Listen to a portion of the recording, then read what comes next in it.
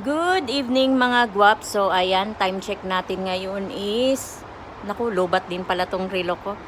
So ayan, mga 6 or 7 o'clock, 7 o'clock na ata. Kasi sabi nila, around 7 o'clock is uulan na naman. So andito tayo sa may Kuwait Jabriya now. Ayan yung sitwasyon, traffic na naman dahil maulan.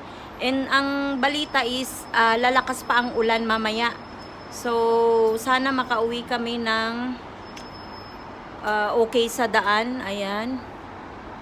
Nag-uumpisa na yung traffic. Naalala ko nga pala nung Wednesday.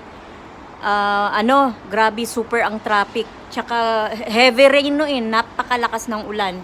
Ngayon ata ang sabi nila lalakas din ang ulan, pero unti-unti na siyang ayan. So far okay pa naman siya, pero medyo matraffic na. So yun lang mga guwap.